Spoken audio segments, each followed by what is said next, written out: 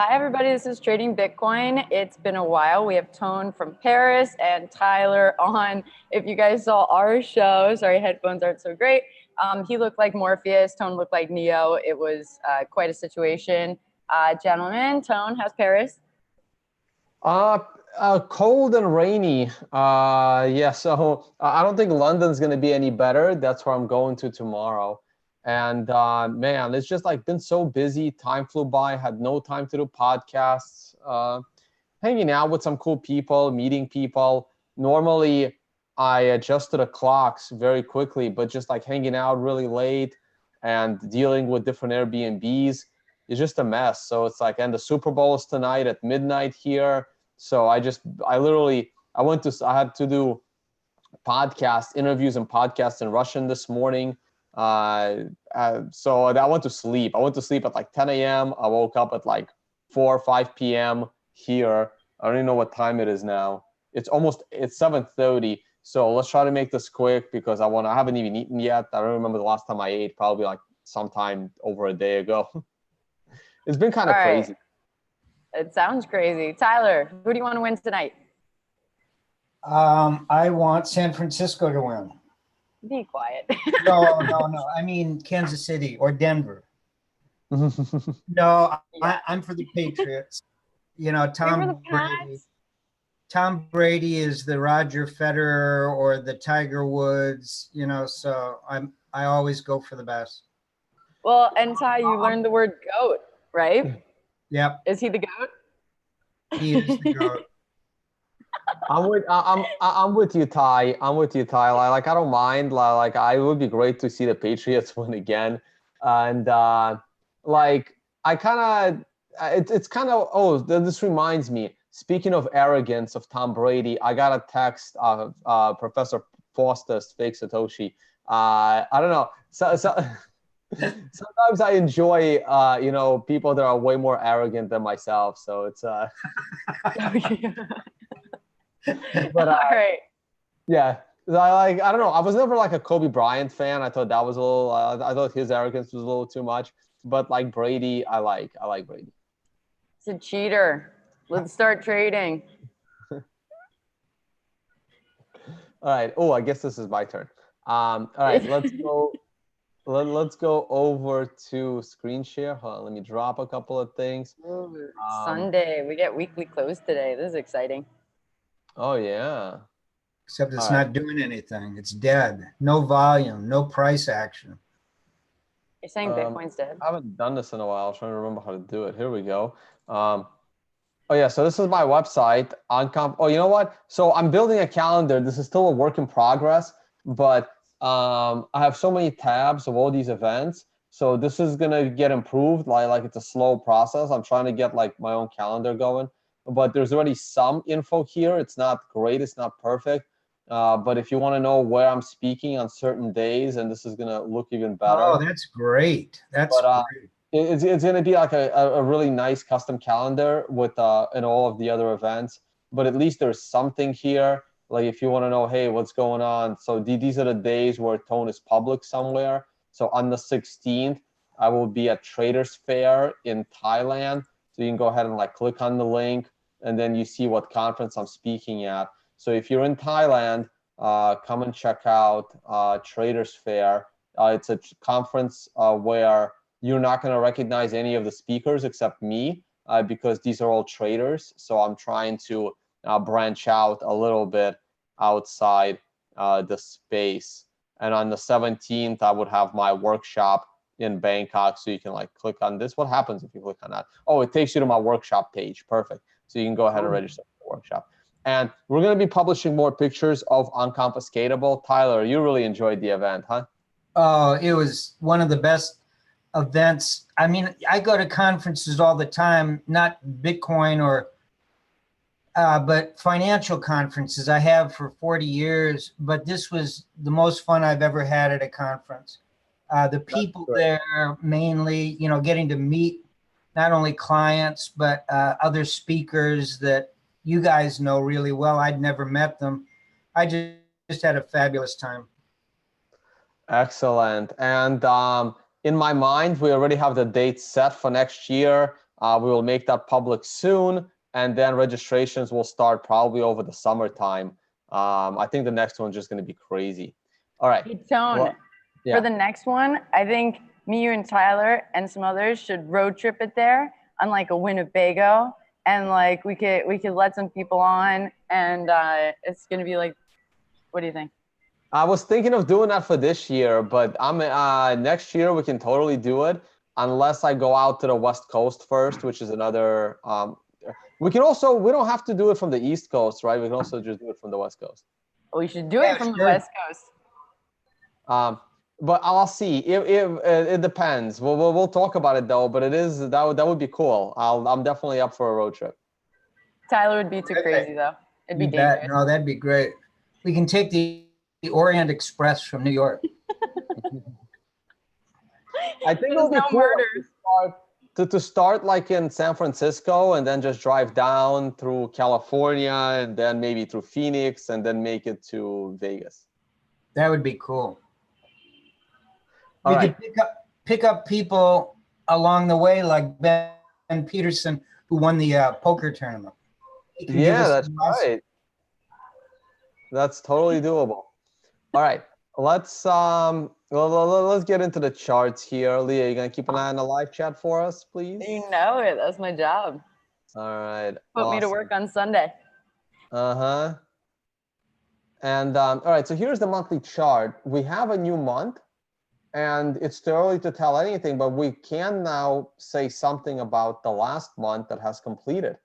While the last month did not give us a new intra-month low, it gave us a new closing low. And this means that the monthly chart remains bearish. We remain under this massive trend line. It's a similar trend line to what we were dealing with in the bear market of 2014. Let me zoom this in a little bit.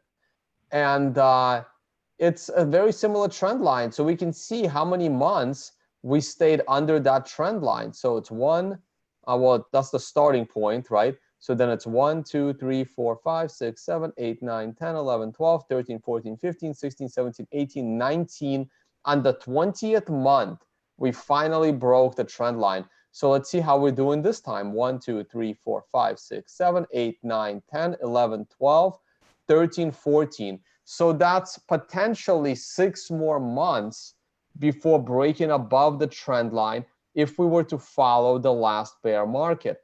Now, people were making fun of us the prior 6 months, even the prior 12 months, where we kept saying that this bear market could be as bad as last bear market. And now it's like, man, it's only 6 months to go. And if we spend more than 6 months below this trend line, then the current bear market is worse than the last bear market. Also, we are coming up on the 200-month move, on the 50-month moving average. And we've never closed below the 50-month moving average. So by closing below the 50-month moving average, we're once again showing you with technical analysis that the current bear market is weaker than the last bear market, something that many people still refuse to admit or believe or realize. So anything is possible here. I still think the price is going to kind of get stuck in this range into the trend line, into the monthly def cross, and then take a nosedive into the summer. Like we have maybe get a 9, get a little bit of a bounce, and then another nosedive, because something has to give. Tyler and I were talking a little bit before the show how way too many people are now anticipating 1,800 to 2,300 as being the low. And we don't have too many numbers to work with here under 3,000. But if too many people are thinking that that's where the low is going to be, then the low is not going to be there. It's either going to be higher or going to be lower, or it's going to take a lot longer, or it's going to get stuck in that range. Like, some things will kind of have to give, because it's not going to be obvious of how this thing bounces. And I don't see any positive signs yet looking at the monthly chart. Tyler, thoughts on the grand scheme of things? Yeah, I really enjoy all of the postings by people showing the last three bubbles in Bitcoin and cryptos in general. And what everyone seems to be doing is assuming that if you measure the length and the amplitude of each of those bounces of the first two, that it gives you some clue about the third, the one we're in now. And I don't buy that. I do buy that people tend to do the same sort of things over and over again behaviorally. But I also know that no two patterns are ever identical. They can, it's overused about, history doesn't repeat, but it rhymes. Same thing with all of this technical stuff. Now, Tone's observation about the 2014, 15 into 2016 being so amazingly comparative to the current situation, I think there's no way to deny that. It's amazing how many things back in 14 and 15 are resembling what we're seeing in 17, 18, and going into 19. But the people that are talking about that this entire move for Bitcoin is still in a parabolic pattern, has already destroyed a number of technical analysts, or we haven't heard from them for a long time. Because as we kept moving to the right, which we've done for over a year now in terms of a bear market, we keep taking out almost everybody's parabolic moves off the original price action and the first three bumps during the early years into what we're in now. And I think that's what we're probably going to find is this is going to turn out very differently than any system shows, including hyperwave.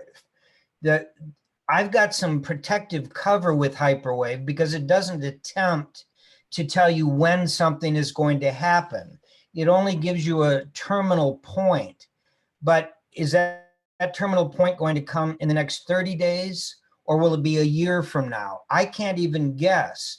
So the best stuff we have, I think, is the sequential system because it counts down time and price. And so Tone's observation that we are now on a 7 with 2 more months to come, an 8 and a 9, does put us right at a very important point having to do with moving averages, having to do with trend lines, and having to do with either breaking down or breaking up out of it. And 3 months from now is basically going into late spring, early summer. That's what I'm watching the most closely. All right, very cool. Let's look at the weekly chart. The weekly chart has been probably the best looking chart of long term, even though I will admit the sequential did not do a very good job picking this bounce. I thought the bounce could be stronger. It's not. We have bounced for the second time off of the 200 week moving average. I think we're going to break below the 200 week moving average, but it's also not going to be obvious. The sequential is telling you to be short with a red 2 below a red 1 and then a red 3 below a red 2. So the sequential is there telling you to be careful, but I don't know. It feels like it can't be this easy. I really think we can still bounce to 5,000 and the price could get squeezed in a symmetric triangle between the 30-week moving average and the 200-week moving average, but the probability of that is still smaller than a complete breakdown below 3,000 as early as next week. Yeah, I love the weekly. I love what the weekly is saying. I just just wish I knew what it was saying. But there's been 4 attempted touches of that moving average. 3 of them came right in a row with a wick and then 2 bodies, and now we've got another wick. What I noticed was if you put volume up, and I don't care about total volume or anything, just the volume and the volatility of the last 2 months have been dropping very, very sharply. So what appears to be a war between buyers and sellers, I don't think that's what's going on. I think what we're seeing, as you look at the big triangle up above, we have the same kind of a pattern. As the price kept hitting the 6,000 level, volume continued to drop. And then finally, we had a break. That's what I see right now with this little pattern of the last couple of months, that we had big volume on the huge weekly candle that took us from 6,000 down to 3,400 almost in one fell swoop. And ever since that, all the bounces, the green candles, all the red candles keep getting smaller and smaller and smaller. That tells me there's a tremendous lack of interest. I keep saying I'm not interested in Bitcoin prices. Obviously I am, but what I'm trying to say is that there is almost a universal, what's the word for it? Not impatience, but almost universal boredom, other than a lot of tweets and a lot of comments in the media. But in terms of a price, if you don't have volatility and you don't have volume swings, either up or down, then it shows a disinterest. And whenever you get a disinterest, in my mind, the trend getting you into that position continues, because you need tremendous interest on the other direction to take it the other way. And that comes with capitulation, and we haven't had it. All right, sorry guys, my speaker is dying, so I need to, hold on, do this. You want me to ask Ty a question while you plug it in? You good? Yeah, ask Ty a question. I want to see if I Ooh. can do this. I might have to put it on charger, actually. All right.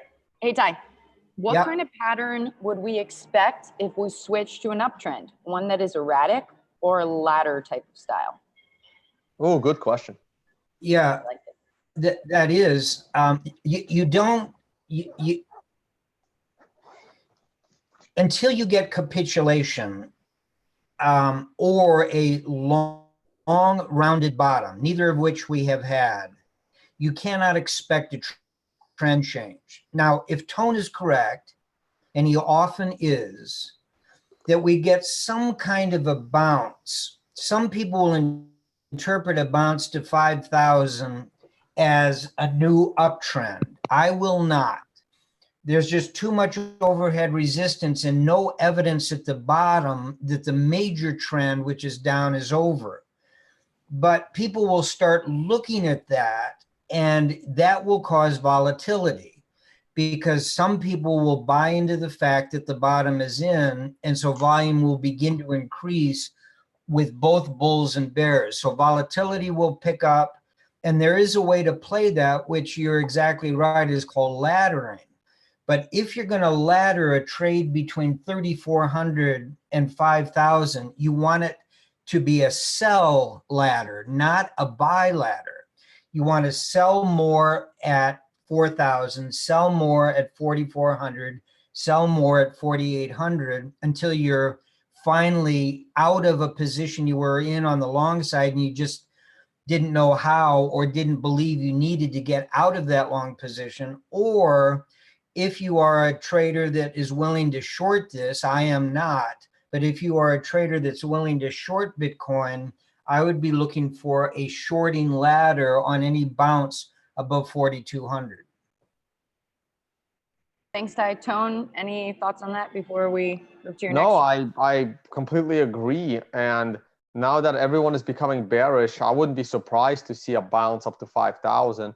Like I said, I still have my long GBTC position, and I will sell it if we bounce to 5,000, because I'm not going to see that as a long-term bounce. Now, I'm saying that now. Of course, I can change my mind. It depends on how we get to 5,000 and why we get to 5,000. So I need to see what's going on in the grander scheme of things. But I'm looking at this RSI right now, and I can totally picture, another descending triangle in the RSI kind of forming, or maybe even a bounce of the RSI back to the breakdown level. So you see how right here we bounced on the RSI. We went just to oversold, and we bounced right back to the breakdown level, and then we went and made a lower low in the RSI. That's what I was expecting, a bounce back up to the bottom of the triangle in the RSI. We can still do that. We can still bounce all the way up there and then make one more low. I am expecting this low in the RSI to be equivalent to this low on the RSI, and the big one is still coming. Yep, I would agree. And I just think because of the size of this move and the amount of FOMO and the amount of other media attention this time around compared to back in 15, that we're going to see a much lower RSI. But we will have to wait and see. I don't like this at all. The CMF is not looking very good at all. Is that a weekly?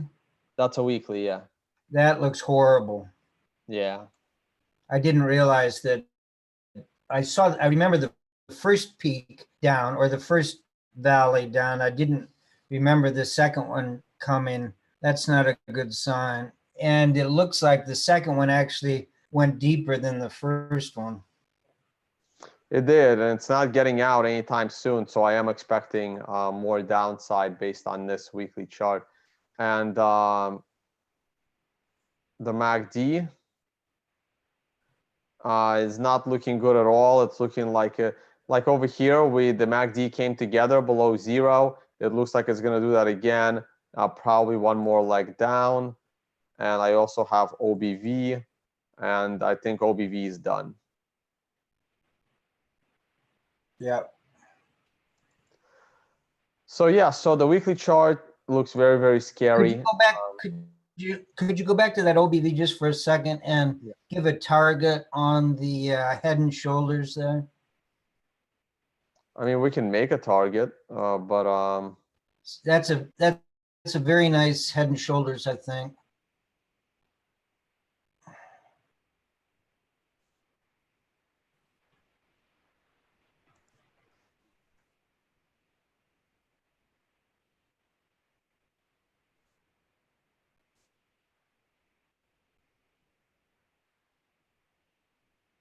yeah, so that's where it is, and that's 36% off of there.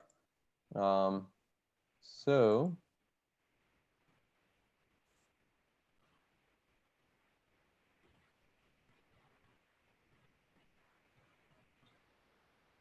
yeah, so we're looking at about this. Yeah, that would be pretty grim. Takes out all the support and takes us back over the 2014 high. Yeah, it takes us right to it, actually, or right under it. Let me draw a horizontal.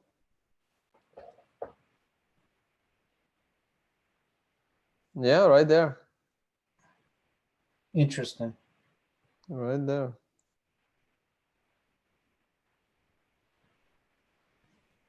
Yeah, so we definitely have more downside to go. This is not over. Okay, let me get rid of this. Okay, here's the daily chart. The daily chart looks really bad. It's just like once we fallen below this blue line, it was over. Like Bitcoin still had hope.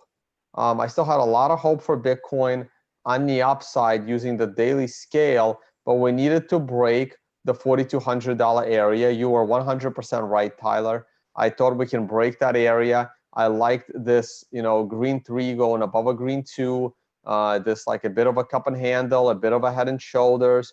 Everybody was looking at this, left shoulder, head, right shoulder, where it got back to the neckline, especially if you slant the neckline. Looked like we were breaking out. All we had to do was get above the setup trend line, and we were going to be off to the races. And this day kind of killed it. Like when this day showed up, it was over. Like the moment this day happened, that's it. I was like sub 3,000, here we come. And this is what happens when I was a huge bull to 5,000 on January 19th. January 8th. I was a huge bull to 5,000. And on January 10th, I'm a bear to sub 3,000. And a lot of people don't understand that, yeah, if the last video you saw of me was on January 8th, you're tweeting about how wrong I am about Bitcoin going to 5,000. But those that started watching me for the first time on January 10th are sitting there going how right I am about going down to sub 3,000, because you're only as good as the last forecast you've made. What a great point. That's a great point. From the perspective of people that have been learning TA, anyone that's making comments about the past, the people that are trying to make decisions using technical analysis, you must remember that every hour that goes by after someone has analyzed a chart, that chart changes and has different implications that it had going into the point at which somebody analyzed that chart. And those that are analyzing properly have got to be incredibly facile in terms of not holding to preconditions about other decisions that they had made prior to the most recent evidence. If you assume that the best technical analysis is somewhere between 75 and 85% right, that means that the best tools are wrong 15 to 25% of the time. And if you hold to a position because at some point in the past a technical signal was given, you are going to lose over and over again. You've got to be flexible. When that one occurred back on the 10th of January, that completely changed the perception of this entire chart. And you've got to recognize it on that day, change your opinion, and wait for more evidence to come in. And all the evidence since then has been surprisingly languid. It's not wild. It's not volatile. We broke the blue line, and then we kind of messed around sideways above it and below it. And now we're just kind of drifting, and volume's getting lower and lower. But what it's saying, because of all the other technical things we've just looked at, is there's a big down leg coming, and it's probably coming sooner rather than later.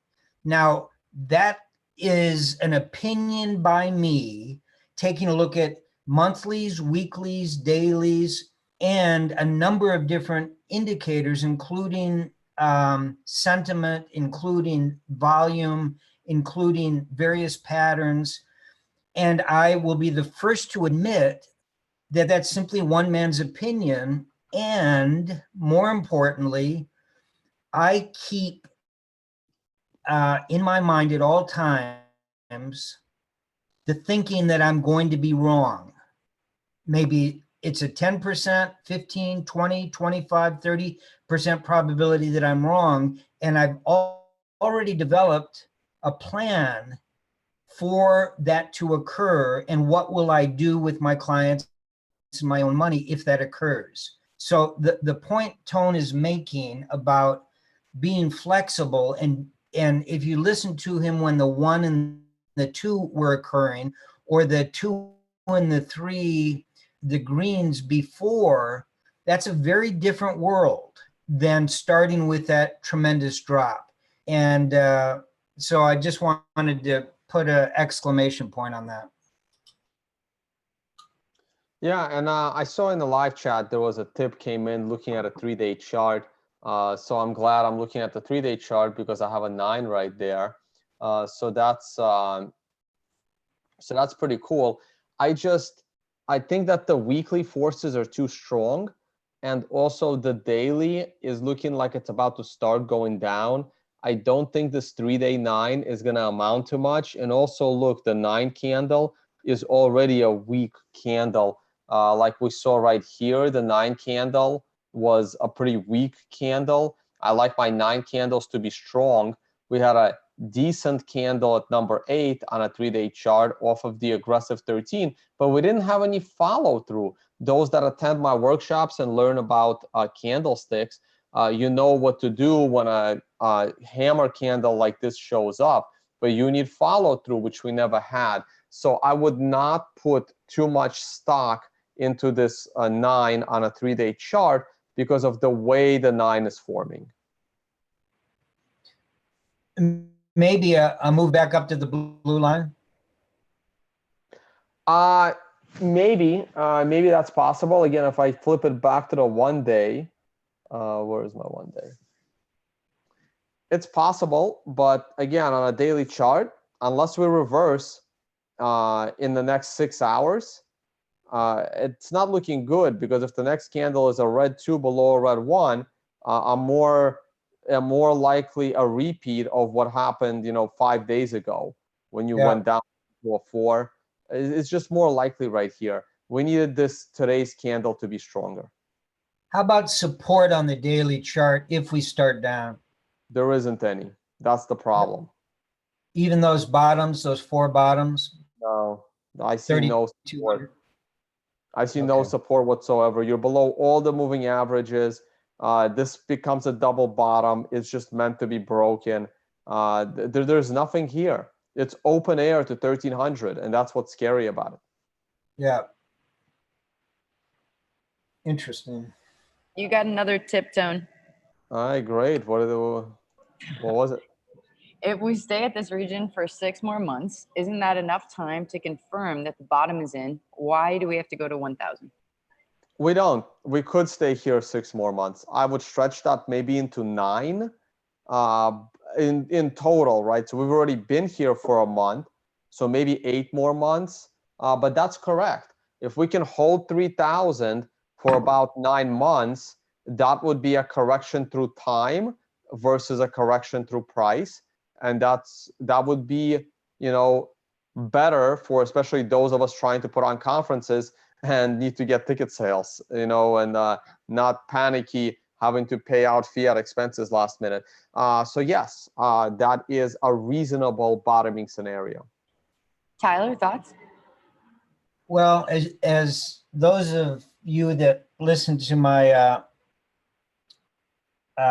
hyperwave presentation in Vegas, or those that have followed some of our vlogs, I think we've got to go to 1,000, but I don't have any idea of what sort of time it will take to get there.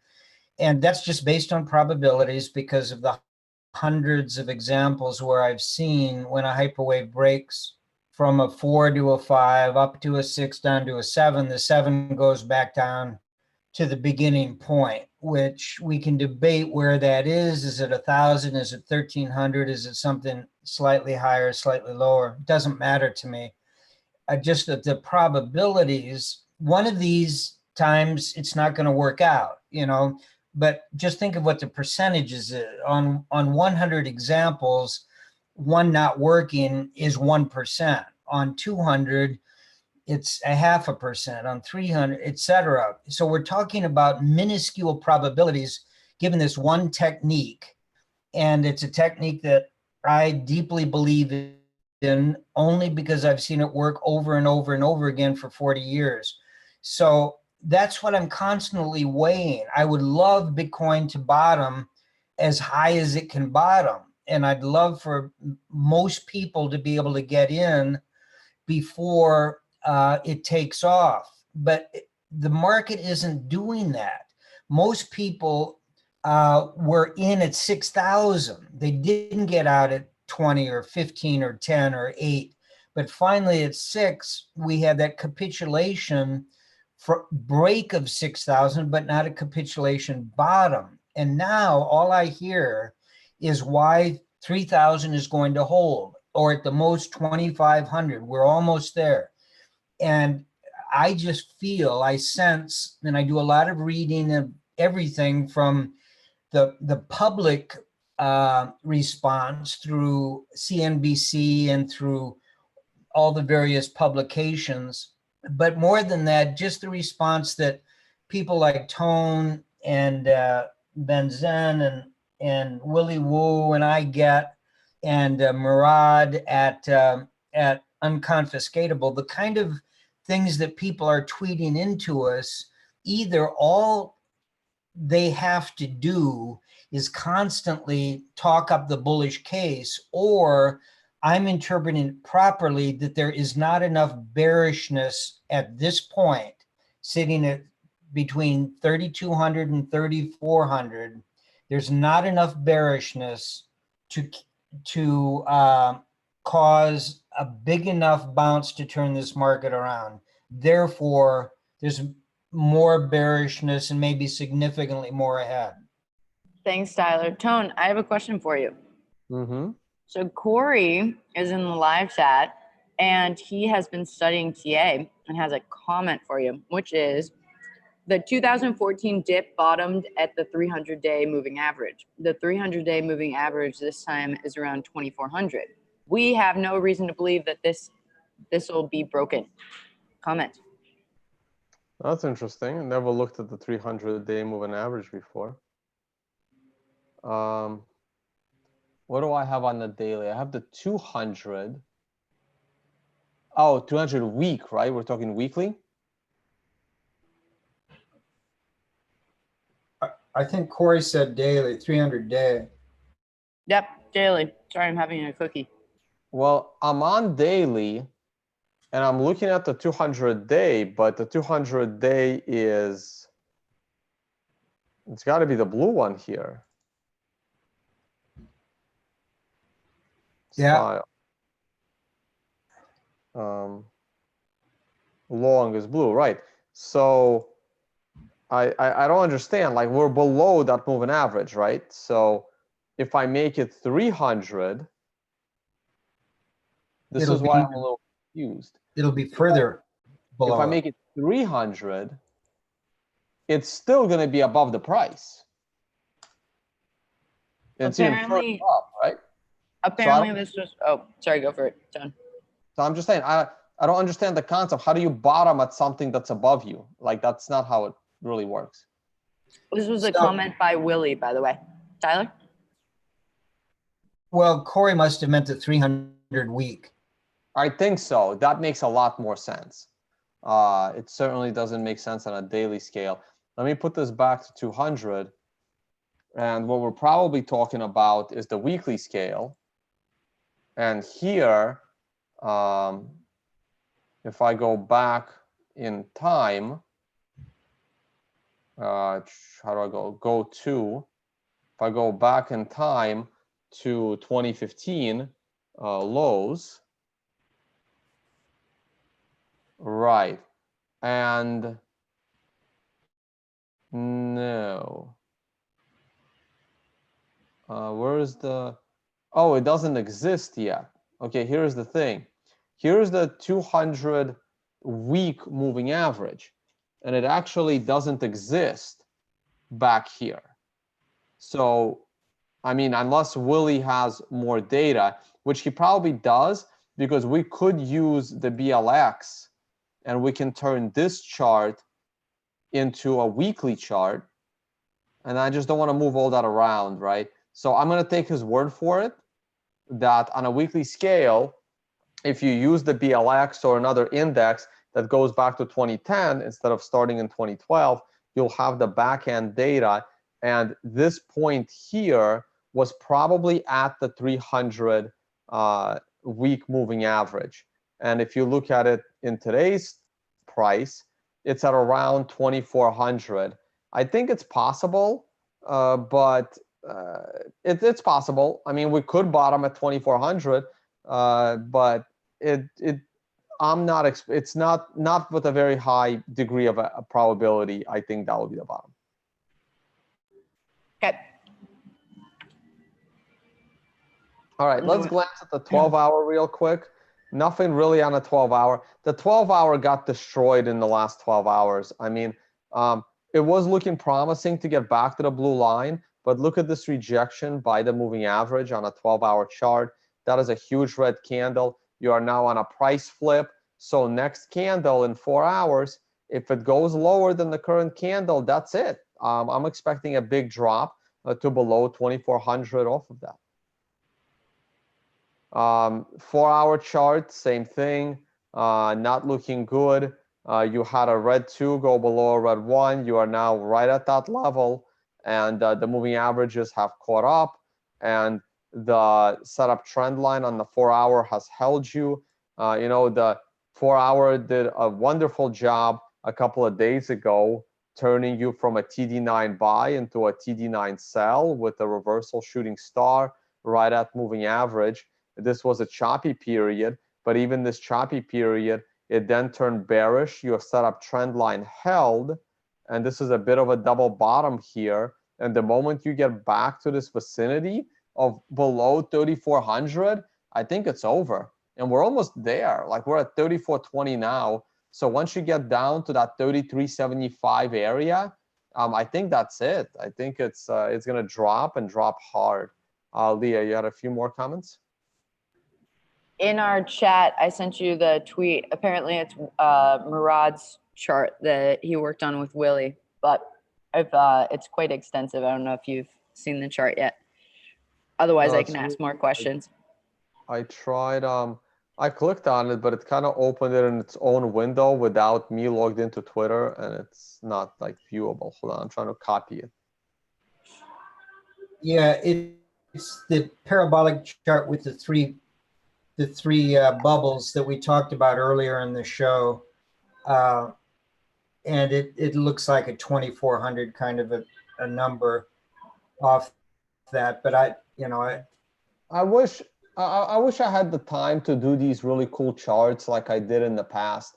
Like right now, Murad is at a stage where I was like 3 or 4 years ago, when I was able to, you know, spend all this time, publish all these charts, publish on TradingView. I mean, that time no longer exists for me, but it's great to see these. So the 300 is what? The 300 is the thick purple? Yeah. And it looks like we bottomed at the 235 back in the last bear market. I mean, it's reasonable. I mean, he's using, but again, Murad is looking for a little bit of a bounce, just like I was, up to 5,000 or so before the big drop. This looks reasonable to me. He has the reversal as being the middle of the summer, but then he has, you know, this drawn out period. I think that the similarity with the last bear market sooner or later has to come to an end. So I think it's going to be a little bit different than this, but it's a reasonable outlook. I think it's a reasonable outlook. Yeah, I do too. It's great. It's great work.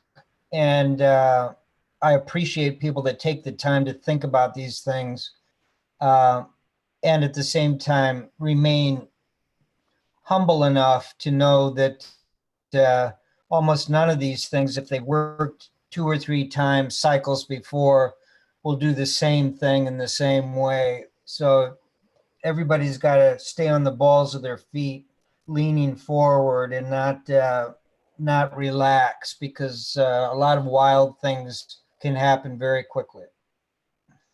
Hey, Tyler, check this out.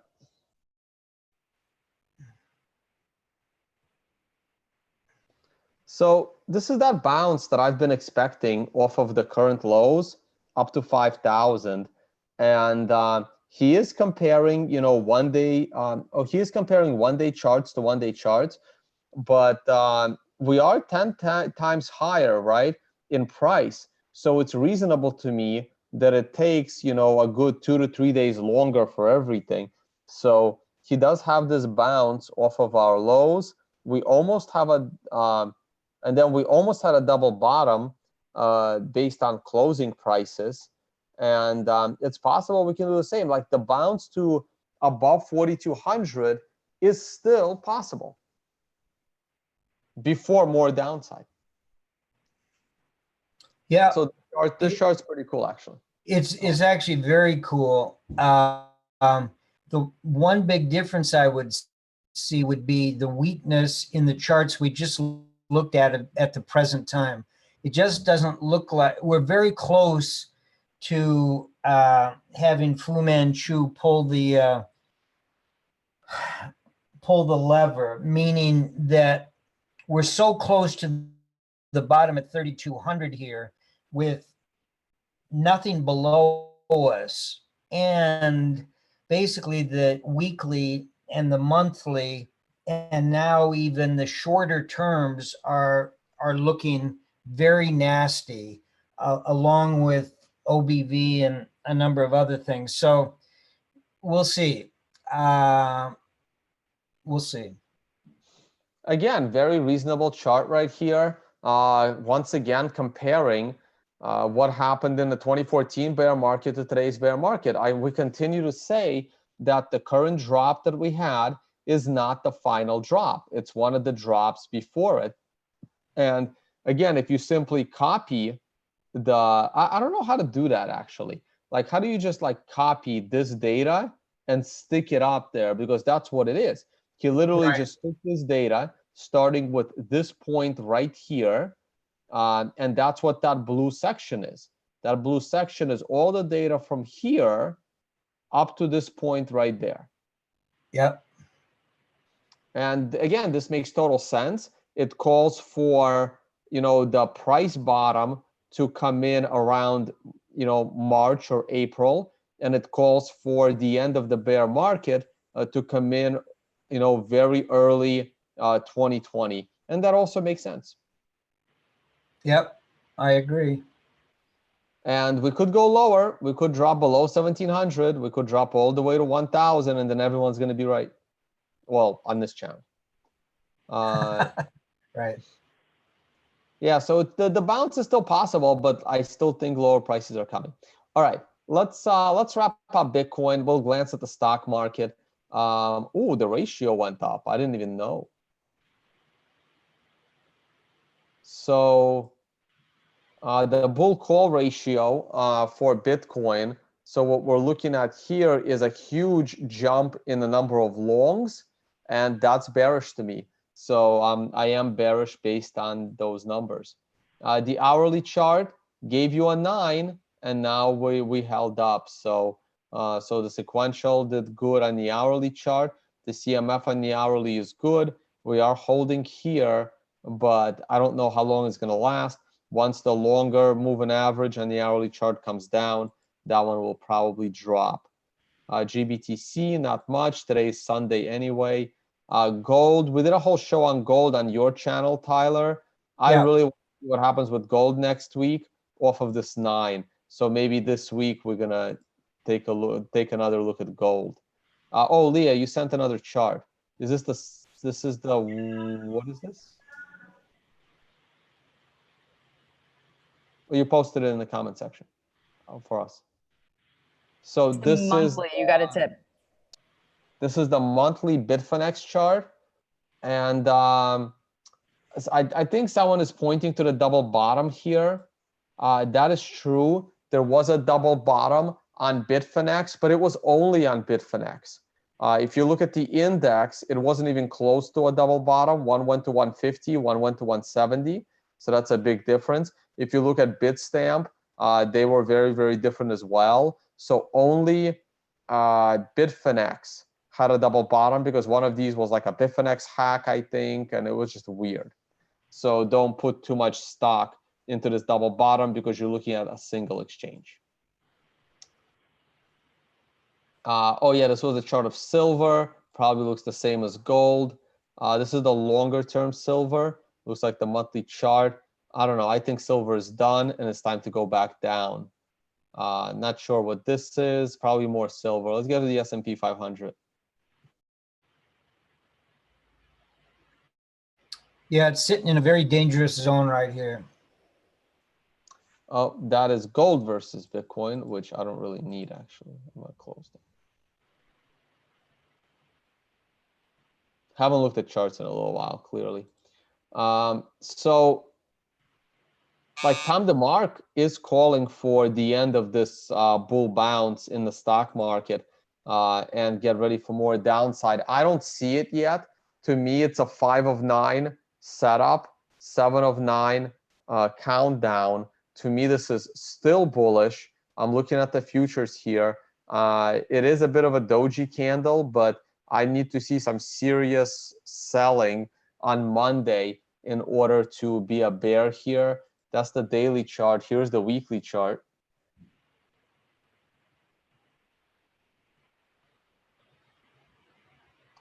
And the weekly chart looks fairly good to me as well. The sequential is very bullish.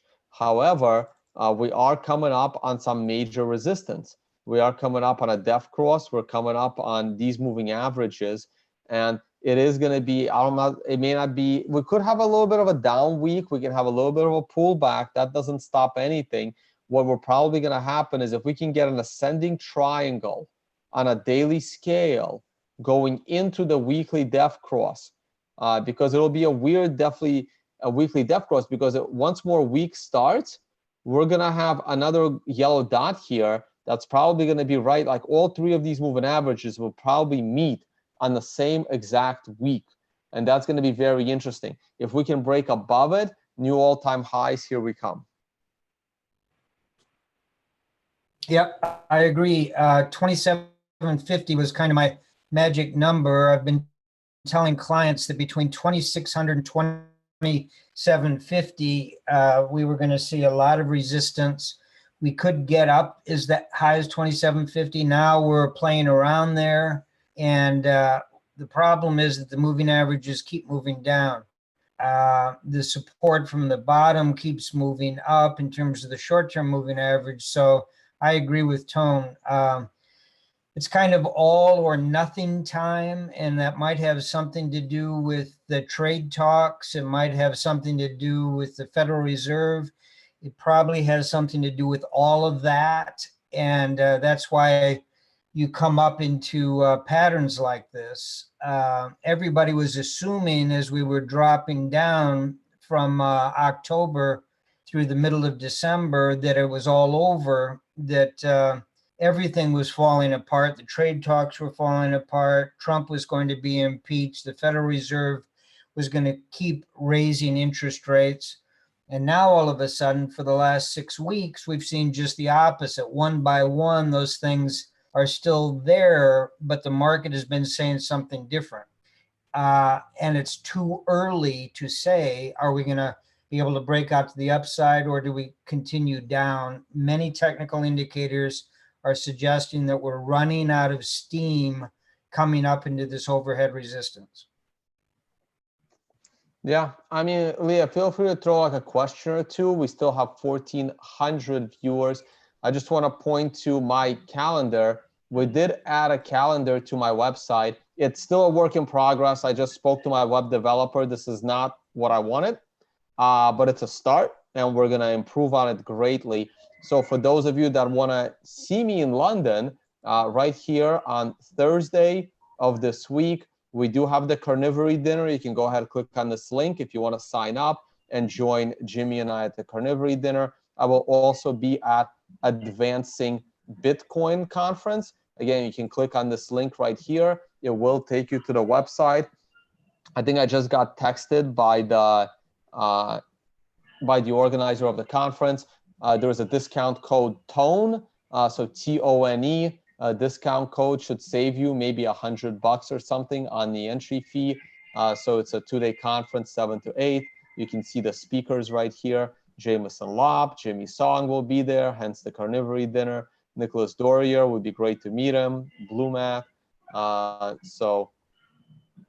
This is going to be good.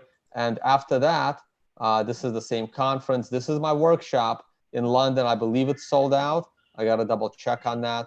But on my website, it says sold out. And the following week, I will be in Thailand. I will be speaking at Traders Fair Gala and Gala Night. And it's a trading conference, not a Bitcoin conference. It's for where people educate others on trading. And and at the end of, what is this? Like, I got to check my own schedule. Yes, I will be coming back to Europe and speaking at the European Investment Congress in Austria. I had the option to stick around Asia for like 3 more weeks and be part of the Asian Blockchain Week, but it was just time-wise, it was inconvenient. The following month in March, this is, I don't know if I'm speaking there yet. Hold on, let me not click on that. I will be speaking in Mallorca, so this calendar is going to be, you know, a little cleaner, a little better for you guys.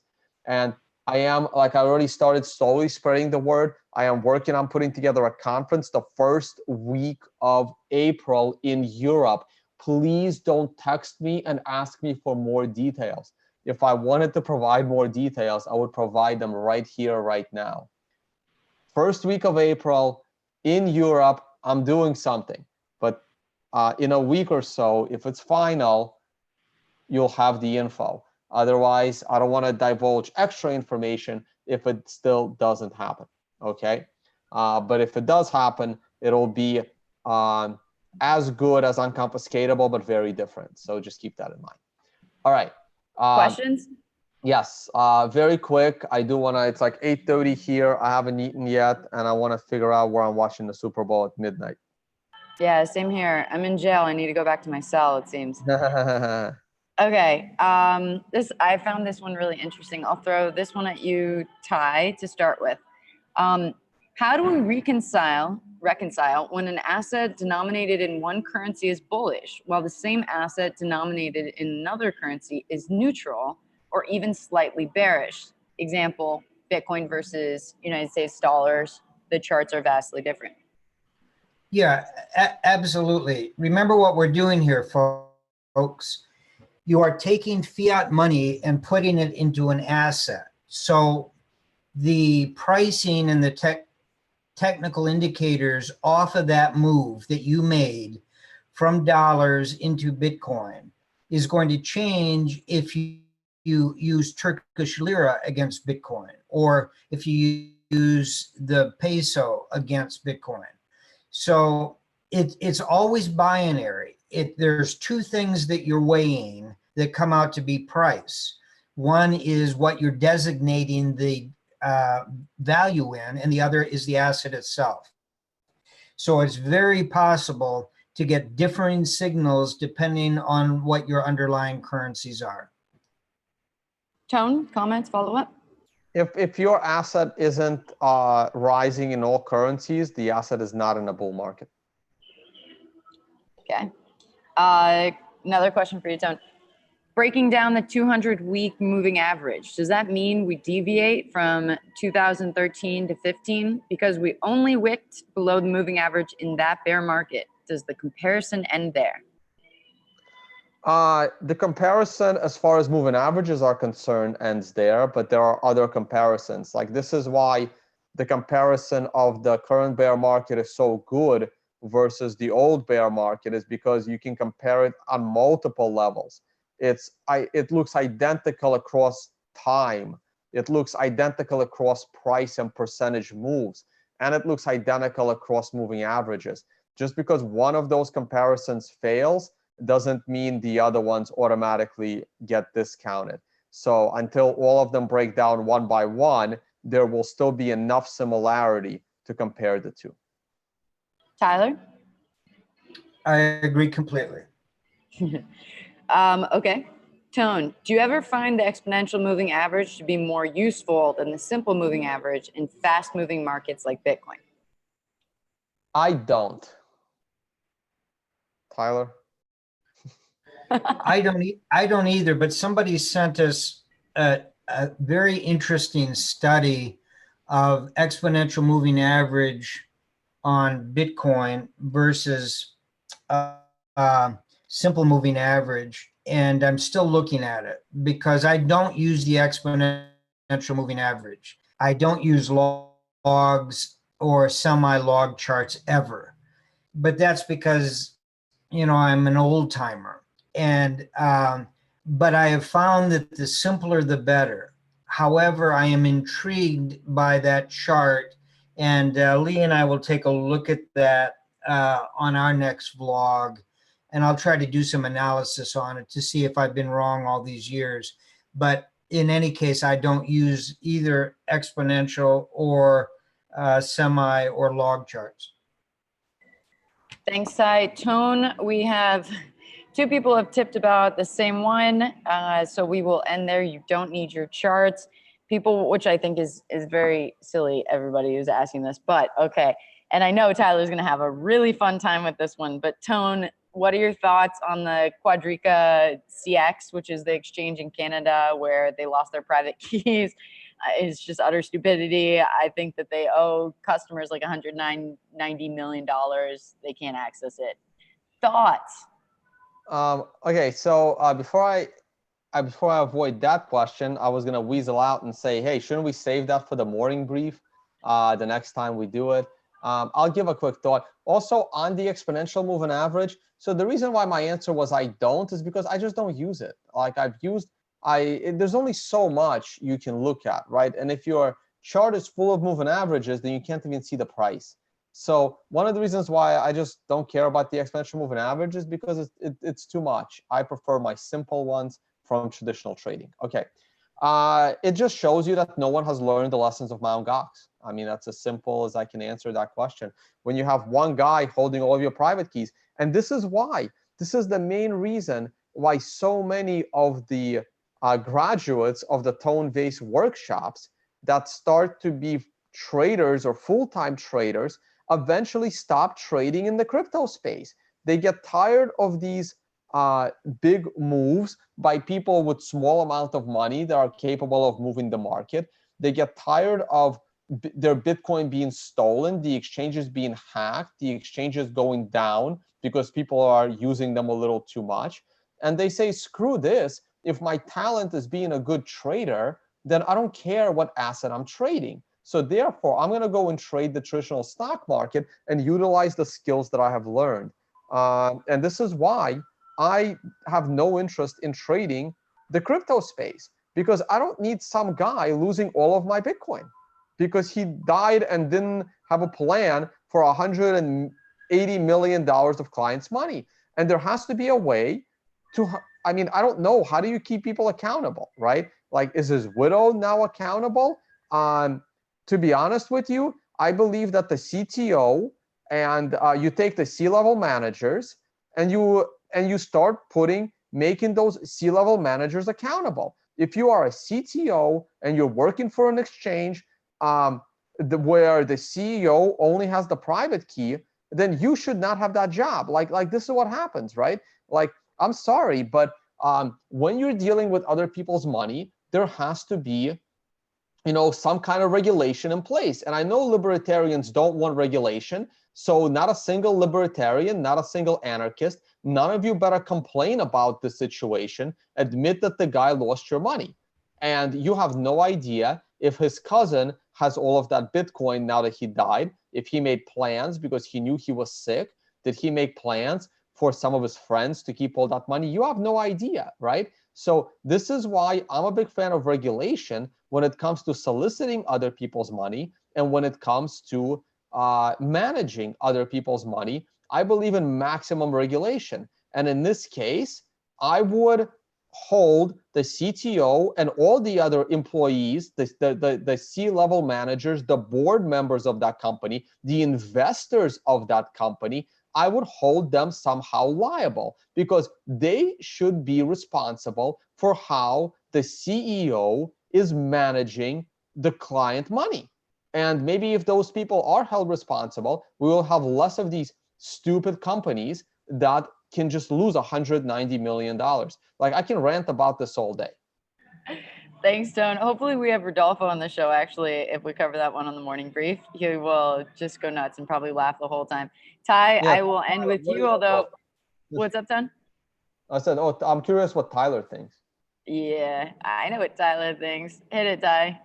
Well, everybody knows what I think. I'm very proud of the fact I've never bought a Bitcoin. But I love Bitcoin, and I think it could go to astronomical levels, as those of you who have read our Medium article know. So why am I proud? I'm proud because I recognized very early on that the infrastructure of the crypto market is BS. It is absolute chaos. And shame on anyone who is participating in that market, because that is why we are in a bear market. It has nothing to do with Bitcoin. It has everything to do with the infrastructure. And until that gets solved, prices are going down. All right. Yeah, and I will add to that. I mean, Tyler, you and I both trade GBTC. And we expect GBTC to protect the underlying Bitcoin. Now, what happens if Barry Silbert gets hit by a bus and all of a sudden all of the GBTC all of the Bitcoin underlying GBTC is lost? And again, this is a big problem. And I think that the C-level managers of what's that company, the Digital Asset Group, whoever maintains GBTC, I forget. Grayscale and the Digital Currency Group, I mean, they're all there, right?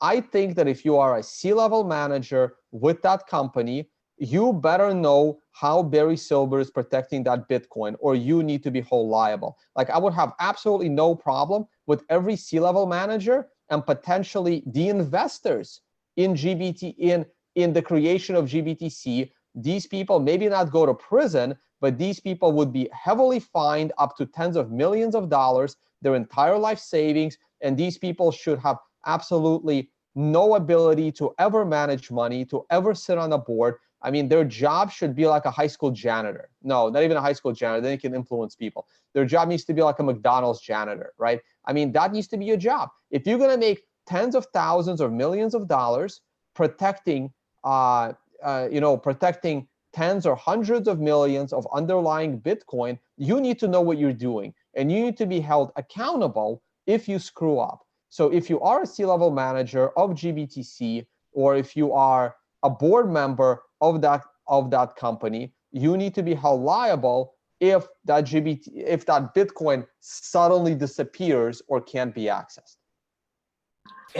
Absolutely. And I am very confident that will never occur, not because I know any of the players, but I know what regulation is like. Now, we've had plenty of regulated entities, Enron, Lehman Brothers. Actually, Bernie Madoff was regulated by the Securities and Exchange Commission. In fact, he sat on the board, if I'm not wrong, of the NASDAQ for a while. But the difference is almost all the projects in the crypto world are full of holes and no way to find out which one, and no regulation to look into it until the regulators get on board. Whereas almost none of the corporations, none of the projects in regulated businesses run into problems. I just named 3 that did. I could name another 20, but that's out of 25,000. The difference is the numerator and the denominator. With 5,000 projects out there and 25 different exchanges of various types, 95% of them I wouldn't trust. And I'm not smart enough to know what 5% I can trust. In the regulated market, 99% of the projects, including something as strange as GBTC, Bitcoin Investment Trust, I've got confidence in, because I know what the regulators do in approving the structure of these kind of programs. That doesn't mean that 1 out of 100 or 2 out of 100 aren't going to do something funny. But that's the kind of odds I want to play. And so that's the way we do it. Thanks, Ty. All right, gentlemen. I think that we can call it for now. I will say that on that, I had a really fun conversation with Trace Mayer. It was the first time I met Trace. And so I do think proof of keys next year is going to be very, very interesting after all these things happening. Yeah, he gave me some shit about making fun of it. Of course he did, as he should.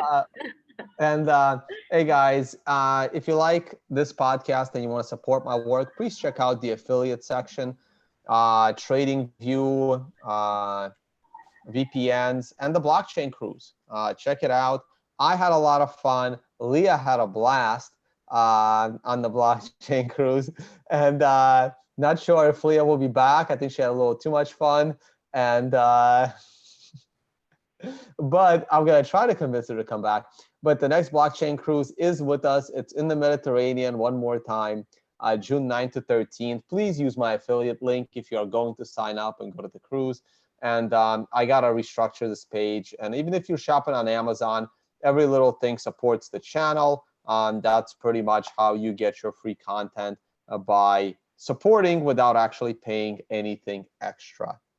All right, guys, on this note, also my workshops, more workshops will be added.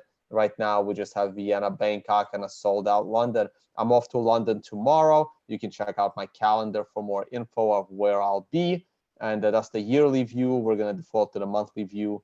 It's a little bit cleaner. All right, guys, I'm going to stop screen share. Thank you again for joining me. And we will see you all on the next one. Final words, Leah, Tyler. I gotta get back to my cell, so I gotta run. No, this is fun. This was a really good one. It's good to see both you guys on. It's been a bit for us and for you, Tone, for trading shows. Good to see both of you. Tone, go get some dinner. Have a good trip over to London. Try to watch the Super Bowl and have fun, everybody. Yeah, let's piss the rest of the country off. Go Patriots. Go Rams. Yeah. Tom Brady. No. Bye, guys.